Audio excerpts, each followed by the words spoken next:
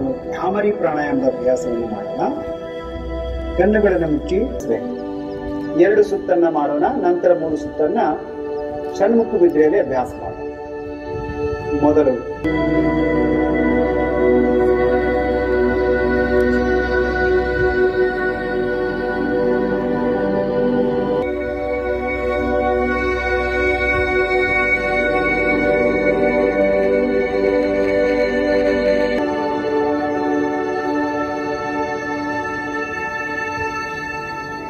ಮತ್ತೆ ಮೂಗಿನಿಂದ ಉಸಿರು,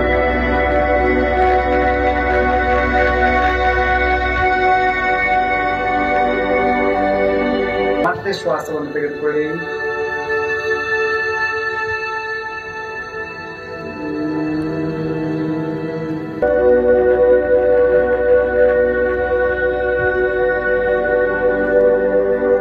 ಹಾಗೆ ಕೈಗಳನ್ನು ಕೆಳಗೆ ತಂದು ಜ್ಞಾನ ಮುದ್ರೆಯಲ್ಲಿರಿಸಿ ಕಣ್ಣುಗಳನ್ನ ಮುಚ್ಚಿ ಸ್ವಲ್ಪ ಕಾಲ ಇಟ್ಕೊಳ್ಳಿ.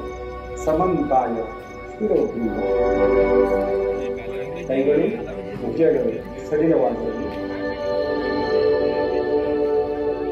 ಈಗ ನಿಧಾನವಾಗಿ ಉಸಿರನ್ನು ತೆಗೆದುಕೊಂಡು ಉಸಿರನ್ನು ಬಿಡಿ. ಸಂಪೂರ್ಣ ದೇಹ ಶೀತಲವಾಗಿರಲಿ. ನಡೆಯುತ್ತಿರುವ ಶ್ವಾಸ ಪ್ರಶ್ವಾಸ ಕ್ರಿಯೆಯ ಮೇಲೆ ತಮ್ಮ ಗಮನ.